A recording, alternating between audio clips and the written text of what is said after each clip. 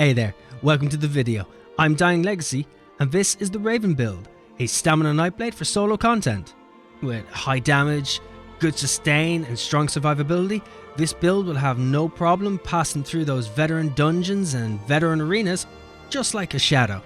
This is a quick build guide. We'll be going over the race, attributes, mundus, food and potions, followed by the gear, skills, passives and champion point slottables. The info will be minimal, so I'll be skipping all the numbers and the heavy text to make this easier to get started and to follow along with. However, do feel free to comment and let me know if you want a full detailed guide or if there's anything I could do better. With that out of the way, let's get into the Raven build. Beginning with the race, this is entirely up to you, as every race has its advantages and every player has their own way to play and their own little story. But if you're looking for suggestions, I'd recommend a Khajiit for that extra critical, or you could pick a Dark Elf for some extra weapon power, or you could even try the Red Guard if you're looking for a little bit more sustain and you are finding it hard to keep that stamina up. For the attributes, we are putting 64 points into stamina, and for our Mundus Stone, we are using the Lover Mundus for that extra physical and spell penetration that's going to help us solo a lot easier. But if you prefer to use this in group content, you could also try the Thief Mundus Stone for that increase in critical rating, as your group will usually have the rest of the penetration covered. For our food, we are using Artaeum Takeaway Broth for an increase in max health, health recovery, max stamina and stamina recovery. If this food is a little hard to get or a bit too expensive, you can always go with the Dubious Cameronian Throne, which is findable on either the guild store or you can just make it. It's a lot cheaper to buy. The only downside to using this is that you'll have a slight decrease to the stats, which overall doesn't really make a difference. The potions we're using are Essence of Weapon Power, which will grant us Major Brutality, Major Savagery. It's going to restore stamina immediately and also grant Major Endurance. You can make these yourself or find them on the guild store, but if you haven't got any on you or they're a bit expensive at the time, you can always just use flat stamina potions that drop from mobs around Tamriel. Overall, you want to use potions for those harder bosses to keep your sustain up and to hit harder. They're free stats at the end of the day and there's no reason not to use them. With that out of the way, we're going to move straight onto the gear. We are running 7 pieces of medium armor on this build, and we have an option of using the Pale Order Ring and or the Maelstrom Bow. But don't worry, these aren't completely necessary and there are ways around it to get the most out of this build regardless. And of course, I will go over the options. Starting with the Ring of the Pale Order with a weapon damage enchant and a bloodthirsty trait. This ring can be found from the Antiquity system. And this ring will restore 20% of the damage you deal as health. So the more damage we deal, the more healing we'll do. When using this ring, we'll be using one piece of a monster set for extra stats. And we're using the Krog set. You can use either the head or the shoulder piece, either or with the stamina enchant and a divine's trait. And you can find this monster set in the Fungal Grotto 1 veteran dungeon. The shoulder piece is gotten from the Undaunted vendors. We'll be using this set for the extra offensive penetration it adds.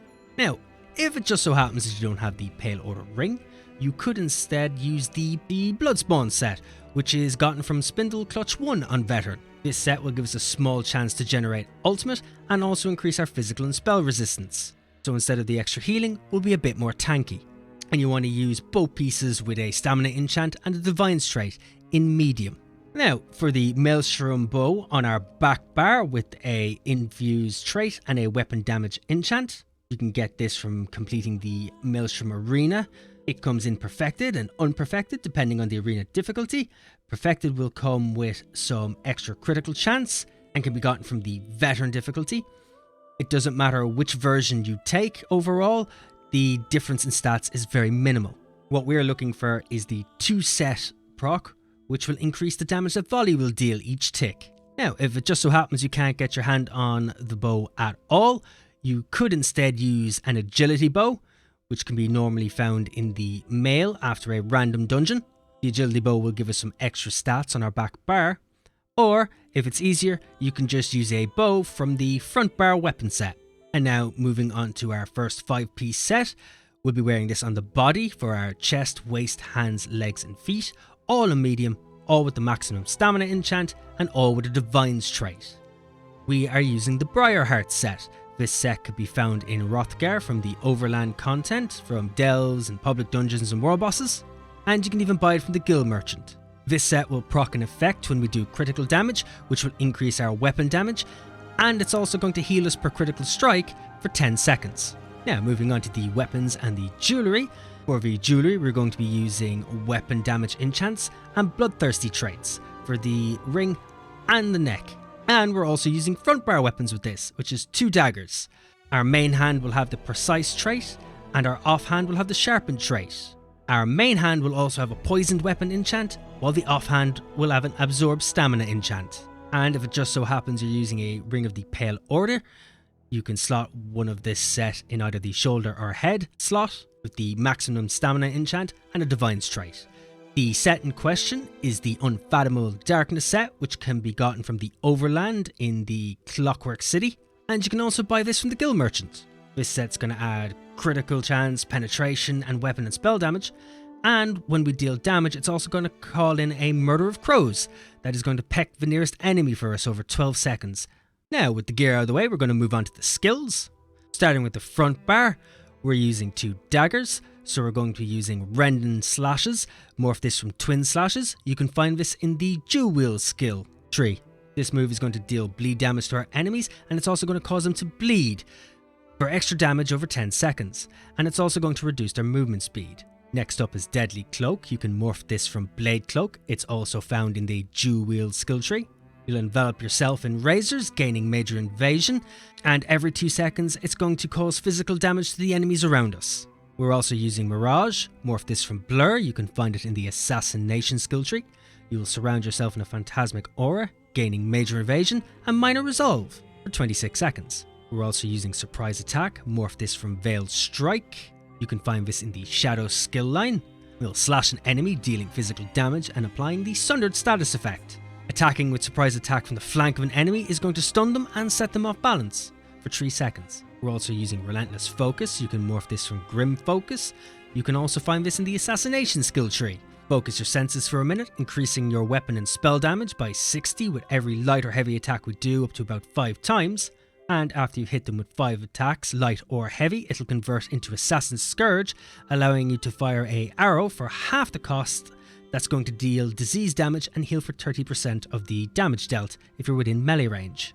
And for our ultimate on the front bar, we're using Incapacitating Strike. Morph this from Deathstroke. You can find this in the Assassination skill tree. Now this is our spammable ultimate on the build. It only costs 65 ultimate, so you should be able to do this every 2 to 3 rotations. You'll ravage an enemy with a swift strike, dealing disease damage and causing them to take 20% more damage from your attacks for 6 seconds. And if you happen to cast it with 120 or more ultimate, it will also stun the enemy for 3 seconds. And while having this slotted, we'll gain Reeve, which is going to restore 100 magicka and stamina when we deal light or heavy attacks on an enemy with a negative effect on them. And now for the back bar, because we're using a bow, we have Endless Hail. Morph this from Volley, and you can find this in the bow skill line. This will launch a multitude of arrows into the sky that will rain down, doing physical damage to the enemies in the target area every 1 second for 12 seconds. We're also using Razor Caltrops. Morph this from Caltrops. You can find this in the Assault skill line. You'll hurl a ball of Caltrops that scatter over the target area, dealing physical damage every 1 second to enemies inside and reducing their movement speed. Enemies who take damage from this will gain Major Breach, reducing their physical and spell resistance. We're also using Dark Shade. You can morph this from Summon Shade. You can find this in the Shadow skill line. You'll summon a Shade version of yourself to attack an enemy and fight at your side for 20 seconds. The Shade's attacks will also inflict minor maim, reducing the enemy's damage done by 5%. The Shade will occasionally do single target damage and also AoE damage for you. We're also using Leeching Strikes. You can morph this from Siphoning Strikes.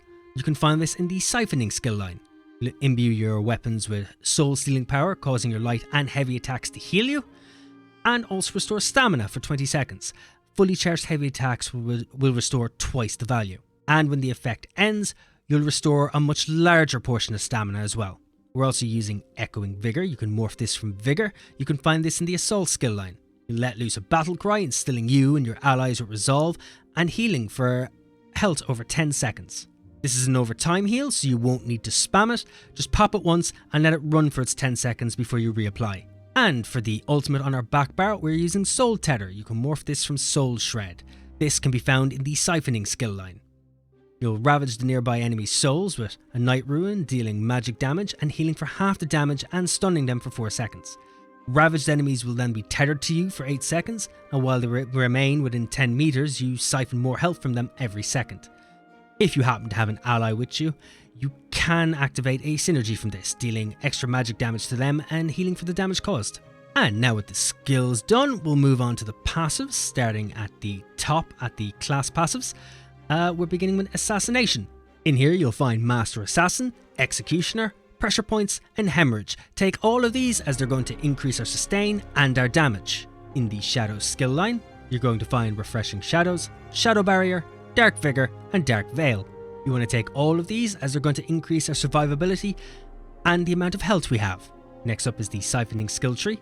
In here you will find Catalyst, Magicka Flood, Soul Siphoner and Transfer. You want to take all of these as it's going to increase our sustain and the amount of ultimate we gain during combat and when we've drank a potion. We are dual wielding 2 daggers, so we want to take everything in the dual wield passive section, which is Slaughter, Dual Wield Expert, Control Fury, Ruffian, Twin Blade and Blood. This is going to increase the damage we do, as well as the effects that come with certain kinds of weapons. We're using daggers, so it's going to increase our critical rating. Now into the bow skill line. Again, we're using a bow, so we want to take all of the passives, which includes long shots, accuracy, ranger, Hawkeye, and hasty retreat. This is going to increase the damage we do, the amount of sustainability we have while using bow moves, and of course give us extra perks like hasty retreat, which will grant us major expedition for 4 seconds after you use a dodge roll. We're running 7 pieces of medium armor, so we want to take all of the passives in the medium skill tree, which are Dexterity, Windwalker, Improved Sneak, Agility, and Athletics. These are going to increase our damage, increase our movement speed, reduce the cost of our roll dodge, increase our critical damage and our stamina recovery. Next up is the Fighters Guild skill line. Now we're not using any Fighters Guild moves, however in here we're not going to want to take anything because of that, but there is one skill we do want, which is Banish the Wicked. We'll generate 3 ultimate whenever we kill an enemy from this. Next up is the Undaunted skill tree. In here you will find Undaunted Command and Undaunted Metal. Undaunted Command is going to restore 4% of our max health, stamina and magicka whenever we activate a synergy, if we do happen to be in group content. And Undaunted Metal is going to increase our max health, stamina and magicka by 2% for each type of armor we wear. We're only wearing 1, which is medium armor. That will still give us a 2% increase to our stats. 2% is definitely much better than 0%. Next up is the Assault skill line. Now we don't actually need anything in this, as this is meant for PvP. However, do try and take Continuous Attack, for which you're only going to need to put 1 point into, but with that 1 point you're going to gain Major Gallop at all times, increasing our mount speed. Very handy for solo content, so we can skirt around maps and such quicker. Next up is our racial passives. It doesn't really matter which race you've chosen, regardless you want to take all of them. So have a skim through and see what they do. Usually they're going to increase our weapon damage, our sustain, our critical, and other such stats. Last but not least, it's not a necessary skill, but it's always handy to take. In the Alchemy skill line, you will find Medicinal Use. When using potions, resulting effects last 30% longer, so potions' cooldowns will run out quicker before the potion itself has actually run out, so you can keep this up at all time. Okay, with the passives done, we're going to move swiftly on to the champion points, starting with the Warfare tree. In here you'll find Wrathful Strikes, which will grant us weapon and spell damage. Fighting Finesse for increase to critical damage and critical healing. Deadly Aim to increase our damage done with single target attacks. And also Mastered Arms to increase your damage done with direct damage attacks. And then into the Fitness tree you will find Boundless Vitality to increase our max health. Fortify to increase our armor. And Rejuvenation to increase our sustain. And there's also Bloody Renewal, which is going to restore stamina to us whenever we kill an enemy. And last but not least is the Craft skill line. Now, nothing in here really matters, it's more up to yourself.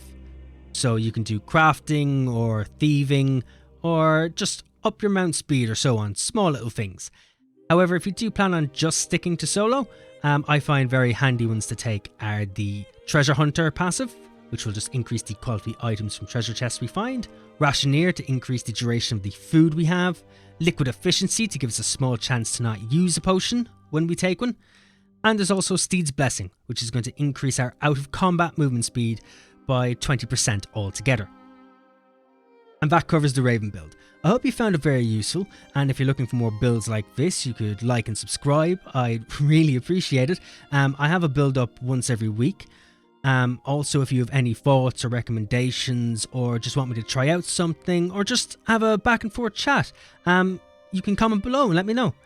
If you happen to be looking for more content like this, you can find me over on Twitch at twitch.tv/dyinglegacy, where I'll be trying out these builds live. As for the video, that's it. I've been Dying Legacy, this has been the Raven build, thanks for watching, and as always, keep being awesome.